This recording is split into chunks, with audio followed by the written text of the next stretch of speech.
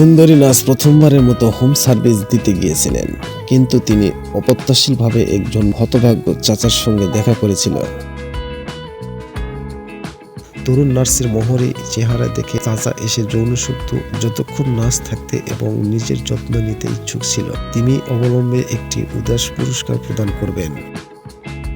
কথাটা শুনে নার্স কিছুটা সম্মোহিত হলো, যদিও লোভনীয় পুরস্কারটি তার জীবনে পরিবর্তন করার জন্য যথেষ্ট ছিল। তবুও সে চাচার অনুরোধ প্রত্যাখ্যান করেছিল।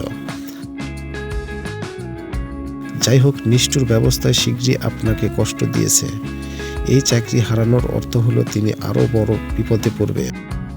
তিনি তার বিছানায় শুয়ে ঘুমিয়ে চিন্তা করছে। চাচার সাথে কথা বলার মতো দৃশ্য হয়ে উঠছে। বেশ কিছু গভীরতা সংগ্রামের পর অবশেষে তিনি একটি কঠিন সিদ্ধান্ত নেয়। তার পরের দিন খুব ভোরে মেয়েটি আবার চাচার বাসায় গেল এবং সে লোকটি জীবনের যত্ন সহকারে দেখাশোনা করতে লাগলো।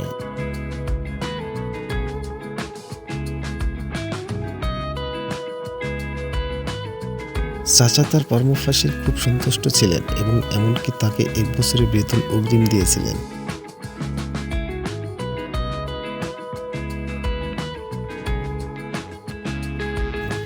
যাই হোক, চাচা আশা করেননি যে পাতা দৃষ্টিতে দুর্বল এই মেয়েটির হৃদয়ে একটি অটল নীতি রয়েছে।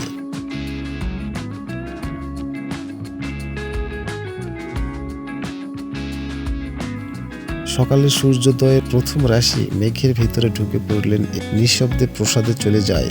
তিনি তার জীবনের পছন্দগুলি পুনরায় পরীক্ষা করতে পেরেছিলেন।